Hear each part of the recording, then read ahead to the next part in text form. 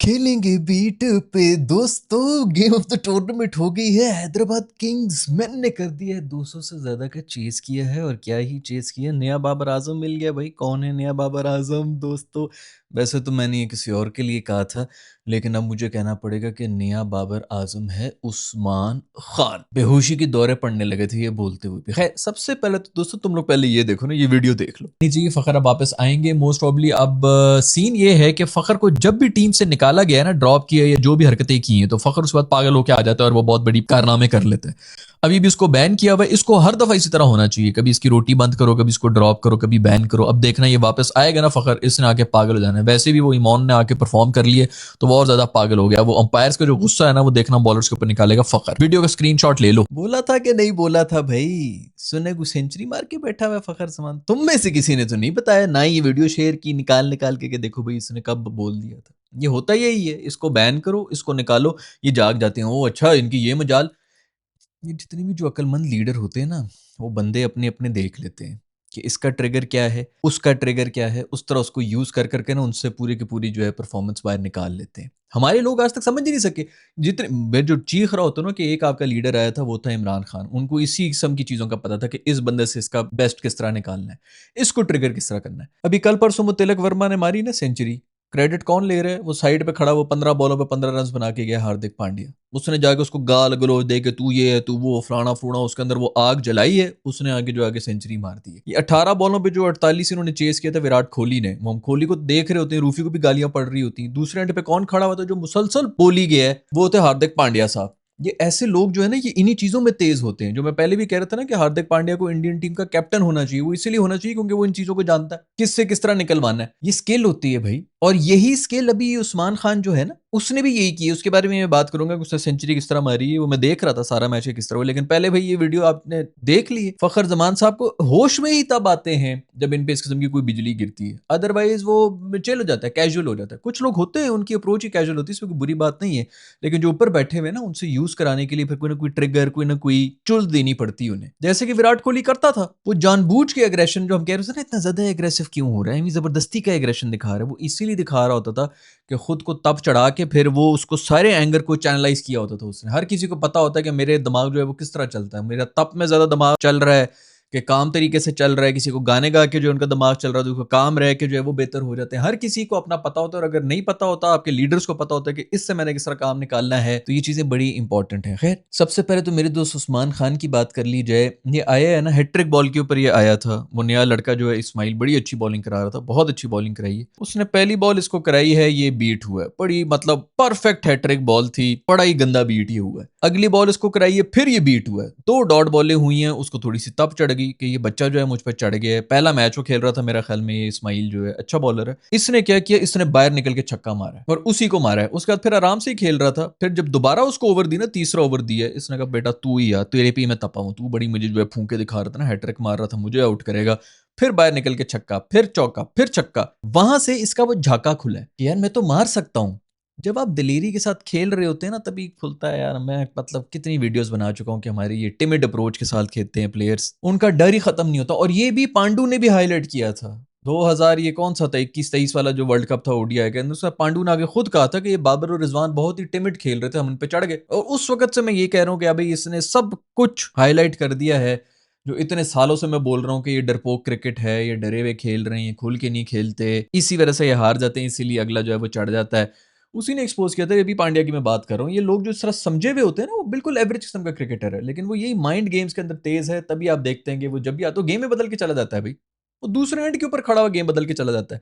खैर इसने जब वो एक बाहर निकल के छक्का मारे ना गुस्से में, इसने बाहर निकल के फिर दो जब और मारे, मतलब दैट वाज इट यार। आपका खुल जाता है, एक बार झाका खुल जाता है, आप कहते हैं यार आज मैं नहीं छोड़ता। ये जो ऊपर जो लीडर्स बैठे हैं यार, उन्होंने जो कोचिंग है, मैनेजमेंट है, वो इनको दबा रही होती है, आउट ना हुई, फलाना ना हुई, ये वो फलाना वो। यार खुल के खेलने दो उनको, उनकी स्ट्रेंथ पे चलने दो, तभी वो जाके जो है फ्लरिश भी करते हैं। और खूबसूरत तरीन चीज हुए 200, मतलब इस पिच के ऊपर होते थे 200 होते थे, लेकिन ऐसे स्टार्ट के बाद आपका पूरा टॉप ऑर्डर वो इस्माइल लेके चला गया था। मतलब आपके 3 बंदे उठ के चले गए और उसके बाद उस्मान आ रहा है। मैच खत्म हुआ हुआ था उधर यार।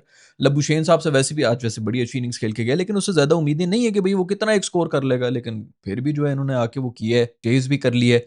एंड में गेम बन गई थी भाई, सिडल ने आके आउट शाउट कर लिए थे। मैंने कहा भाई ये तो निकल गए, ये किंग्समैन बेचारे जो है इधर चोक कर गए थे। वैसे मैं सपोर्ट सिर्फ और सिर्फ किंग्समैन को ही कर रहा था। देखो मुल्तान सुल्तान जो है वो पहुंचे में दूसरे नंबर के ऊपर हैं और आराम से जो है प्ले ऑफ के अंदर वो खेल रहे होंगे।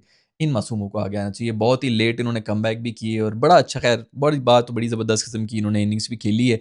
उस्मान खान छा गया और मेरे साइम उसी तरह फिर से फ्लॉप हुए, डाउन आ रहे हैं। और मेरे ख्याल में आज कोई गालिबन 9 बॉलों के ऊपर 7 रन बनाएंगे, कितने बनाए हैं, और वही स्ट्रगल करके घटिया किस्म की इनिंग्स खेल के फिर चले गए। लास्ट ईयर पीएसएल की मेरी वीडियोस निकाल दो, मैं तब से चीख रहा था भाई ये बिल्कुल फॉर्म में नहीं है, खुदा के लिए इसको डोमेस्टिक में भेज दो। अगर तब सुनी होती ना, ये उससे भी 4 महीने पहले से फॉर्म में नहीं था, इंटरनेशनल खेल रहा था, नहायत घटिया फॉर्म में था, फिर उसको पीएसएल में रगड़ा हमने। उसके देखो पीएसएल के अंदर आपके जो नेशनल लेवल के जो प्लेयर्स हैं उनको डोमिनेट करना चाहिए, नजर आना चाहिए, क्लास अलग नजर आनी चाहिए कि यार ये नेशनल टीम का प्लेयर है जो कि आप खेल रहे हैं। आपका डोमेस्टिक है, उसके अंदर रेलू कट्टा स्टैंडर्ड है, ठीक है, हर मैच में आप नहीं कर सकते, आप डिसेंट परफॉर्म कर रहे हो, कोई मसला नहीं, लेकिन आपको डोमिनेट करना चाहिए। ये वहां पर भी मतलब डिसेंट भी नहीं कर रहा था पिछले पीएसएल में। तब से मैं बोल रहा था अगर इसको तब भेजा होता ना हमने डोमेस्टिक के अंदर, कुछ 6 महीने तो डोमेस्टिक रेड बॉल खेल, अब भी इसका खुदा की कसम अगर ये ना खेला होता ना इंटरनेशनल, अभी ये ऐसा जिन बन के आया होता है इस पीएसएल के अंदर के लोग कह रहे होते कि इसको हमने बाहर क्यों रखा हुआ है, और सब लोग जो है वही सेलेक्टर्स को गालियां दे रहे होते।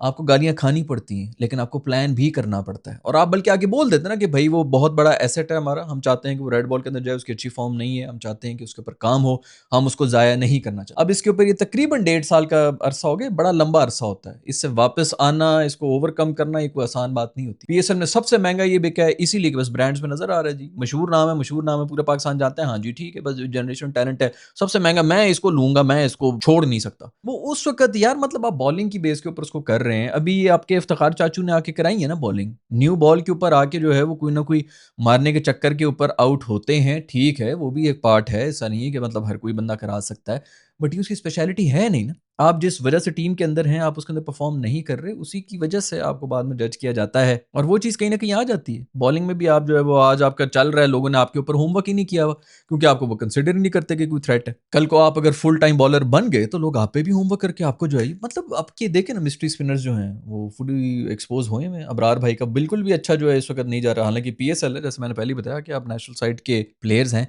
तो आपको तो यहाँ पे जो है फुली डोमिनेट करना चाहिए। खैर, साइम का लास्ट ईयर से मैं कह रहा था भाई कि इसको खुदा के लिए मत करो, मत ज़ाया करो, अब वो हो चुका है, अब बड़ा मुश्किल है, पता नहीं वो किस तरह, मतलब वो मेंटल इश्यूज अब अलहदा आ जाएंगे, प्रेशर अलहदा है जी, उसको भी तो पता है ना कि मैं सबसे महंगा बिका हूँ इस पीएसएल के अंदर। अच्छी बात यह है कि उसकी टीम जीत गई है, अभी भी आगे प्ले ऑफ्स आएंगे, अभी कोई मस्ट विन में आके 1-2 में भी परफॉर्म कर ले, लेकिन मैं वही बात है ना, अब अगर उसने अगर परफॉर्म कर लिया तो वो वही है कि सब कुछ कारपेट के नीचे जाने वाली बात है। उसको सख्त जरूरत है इस वक्त रेड बॉल खेलने की, डोमेस्टिक खेलने की, टाइम गुजारने का, 4-4 दिन बैटिंग करोगे तब जाके कुछ समझ आएगी, और वो भी कम से कम 6-1 महीने के लिए रगड़ा खाने के बाद। खैर भाई उस्मान खान की क्या ही बात है यार, मैं तो कहता हूँ भाई जो स्ट्राइक रेट के ऊपर अगले ने सेंचुरी मारी, सेंचुरियों के भाई आबशारें निकल के आ गई हैं। बाबर ने क्या सेंचुरी मार दी, फखर ने मार दी, उस्मान ने मार दी, आज स्मिथ ने भी मार दी थी, और एक ही मैच के अंदर उधर से स्मिथ से खाई है, इधर से इसने खाई है, उधर से साहबजादा फरहान ने भी, आज शुक्र है, मैं तो इसके ऊपर डर गया था कहीं इसकी फॉर्म शॉर्म ना निकल जाए, शुक्र है 50-50 मारे हैं, अच्छे मारे हैं, लेकिन स्मिथ ने क्या कोई इनिंग्स खेली यार, ये क्या कोई क्लास के प्लेयर्स, मतलब ये टेस्ट से भी मेरे ख्याल में रिटायर हो चुका है, और टेस्ट के प्लेयर्स भी जो है वो ऐसे अपने आप को री इन्वेंट कर ले, क्या जबरदस्त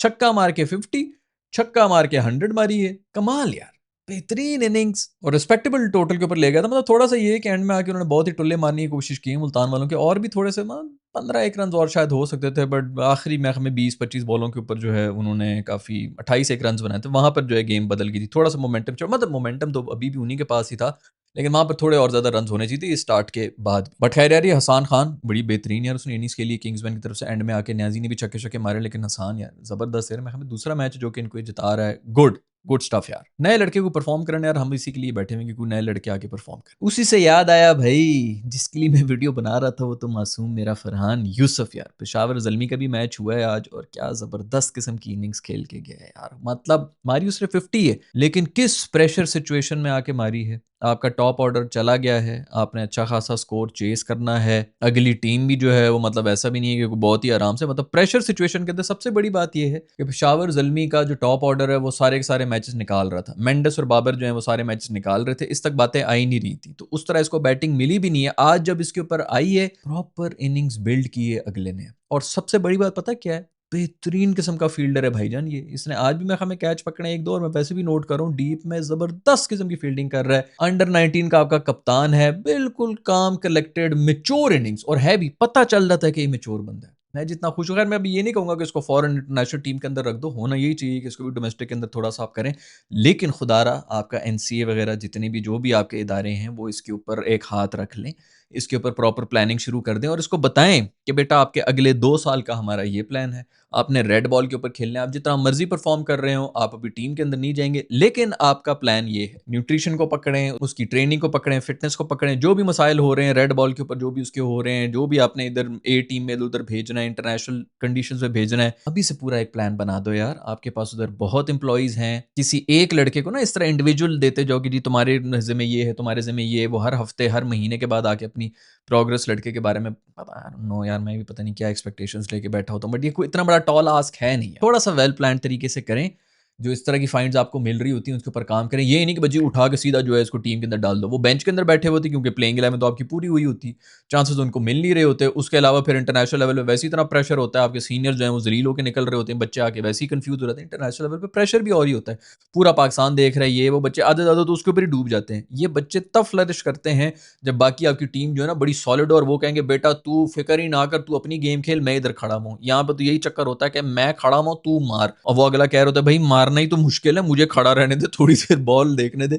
लेकिन नहीं, तो आपके इस वक्त ऐसे कुछ सीनियर्स नहीं है जो कुछ सिखा सकेंगे, ऊपर से वैसे भी डोमेस्टिक वगैरह में जो सीख लेंगे, तो खैर पूरा प्लान होना चाहिए, इनके ऊपर काम करना चाहिए। इस तरह के जो लड़के निकल रहे हैं, मिनहास वगैरह जितने भी लड़के हैं, इनको फौरन टीम के अंदर ना रख दो। मास आज नहीं चला, लेकिन इनको टीम में ना रखो, लेकिन इनके ऊपर एक प्लान बना दिया जाए। खैर भी बॉबी भाई आज भी अच्छे टच में लग रहे थे, छक्का भी मारा, चौका भी मारा, अच्छी इनिंग्स खेल रहा था। अच्छा है, वेरी गुड यार। ये एंकर इनिंग्स इसी किस्म की होनी चाहिए, 130-40 के ऊपर आप जाएं और फिर उसके बाद आगे जाके आप और मारने की कोशिश करें, 150-60 के ऊपर चढ़ जाएं, गुड इनफ। नहीं तो बाकी आपकी पूरी टीम के अंदर बैठे हुए हैं। कोई फॉर्म के अंदर चल रहा है तो मेंडिस चल रहा है यार, वो बंदा बिल्कुल ही पागल हो गया है। ये मेंडिस और इसने बेसिकली फरहान ने बड़ी अच्छी पार्टनरशिप की, लेकिन मेंडिस छाया पड़ा है। एक तो लीडिंग रन स्कोरर भी हो गया, लेकिन कमाल इनिंग्स कर रहा है यार। मतलब कोई स्लॉगिंग आपको नजर नहीं आ रही तो आपको पता चल रहा होता है कि प्रॉपर क्रिकेटिंग शॉट्स खेल रहा है और इतनी बेहतरीन स्ट्राइक रेट के ऊपर चल रहा होता है। आई डोंट नो कौन से श्रीलंका वालों को वो हो गया, मोस्ट ऑफ अब आईपीएल वाले भी देख रहे होंगे, अब इसको भी जो अच्छी नौकरी मिल जाएगी आईपीएल के अंदर। हमारा तो यहाँ पे सिर्फ हम ट्रेनिंग ग्राउंड ही हम यहाँ से तैयार कर रहे होते हैं और फसल जैसी पकती है वो ऊपर से उठा के ले जाते हैं। खैर अच्छी बात यह है कि सुफियान मुकीम एक दफ़ा फिर से छाया पड़ा है, बहुत अच्छा है। मैं हमें लीडिंग विकेट टेकर्स ही वो है और आज भी बड़ी क्रूशल टाइम के ऊपर उसने विकेटें ली हैं। सलमान अली आगा भाई जो हैं, कराची की टीम बेसिकली जो है वो हार गई। सलमान आगा बड़े यार थे तो क्या मसले चल रहे हैं, कंफर्म इसके कोई पर्सनल मसले चल रहे हैं, ये इसको कोई चक्कर है कप्तानी का फलानी ये वो, इन चक्करों में पड़ा हुआ है। बहुत ही घटिया पीएसएल जा रहा है और टी20 आई के अंदर खेलता रहा, मतलब ऐसा भी नहीं है कि बंदा कहे कि कोई उसको समझ नहीं है कि क्या करना क्या नहीं करना, बट बिल्कुल नहीं चल रहा। आई डोंट नो उसको ये इशू है कि जी मैं पाकिस्तान नेशनल टीम का कप्तान हूँ और मुझे इधर कप्तानी मिली। मोस्ट प्रॉब्ली अभी इंजर विंजर भी था वार्नर, तो इसने खुद ही कहा होगा कि भाई ठीक है मैंने भी नहीं खेलना, मैंने लेनी नहीं कप्तानी, मैं थूकता हूँ ऐसी कप्तानी के ऊपर, इसीलिए इसने कप्तानी भी की, मोइन अली को बनाया हुआ है। कुछ ना कुछ तो चल रहा है, लेकिन नहायत घटिया फॉर्म। इस फॉर्म के ऊपर अब इसकी कोई जगह बनती नहीं है भाई। आप वैसे भी पिछले टूर्नामेंट्स में तो फेल हुए ही हुए हैं, लेकिन पीएसएल में जैसे मैंने पहले ही बताया कि अगर इसके अंदर आप डोमिनेट नहीं कर सकते हैं तो इसका मतलब है कि आप नेशनल के लिए कंसिडर भी नहीं होने चाहिए। खैर आज हुनैन शाह साहब जो हैं उन्होंने मेरे ख्याल में तकरीबन 58 रन वैसे खाए, 60 रन खाने वाले थे। बड़े भाई और उनकी वो जो जनरेशन है, शाहीन भाई, रूफी भाई, ये जो बड़े भाइयों वाली इनकी जनरेशन है, वो 50 रन खा रहे थे। उन्होंने रिवायत जो है वो बना दी थी कि 50 रन खाते हैं किस तरह, 4 ओवर्स के अंदर 50 रन किस तरह बनाए जाते हैं। तो उनकी जो छोटी जनरेशन आ रही है वो अल्हम्दुलिल्लाह 60 रन के ऊपर जाने की अब कोशिश कर रहे हैं। खैर बेचारा अभी छोटा ही है, but I don't know man, थोड़ा सा आपको मतलब सोचना ही पड़ता। 28 रन एक ओवर के अंदर खाए उन्होंने स्मिथ से, और बस जोर लगाई जा रहा था, बिल्कुल बेचारा हवन्नक हो गया था। एक दो उसको पड़े हैं, बाद में भी खा रहा था, शुगर एंड में 2 डॉट बॉल करा दी, नहीं तो 60 से ऊपर उनको पड़ ही रहे थे। खैर याद है कि कल रूफी भाई ने 18 रन डिफेंड कर दिया आखिरी ओवर के अंदर, बहुत बड़ी अचीवमेंट है, बहुत बड़ी अचीवमेंट। ये और बात है कि आगे बॉलर्स ही खड़े हुए थे, एक उन्होंने खा लिया था, मैंने कहा लो भाई 15 रन 12-13 रन के ऊपर बात आ गई थी 4 बॉलों के ऊपर। तो मैं यही सोचा था भाई ये तो फुल कैपेसिटी है, लेकिन यही है कि आगे टेल के खड़े हुए थे, अबरार शबरार स्पिनर खड़े हुए थे और वो दूसरा जारी यूसुफ खड़ा हुआ था, तो उन बेचारों ने क्या ही करना था।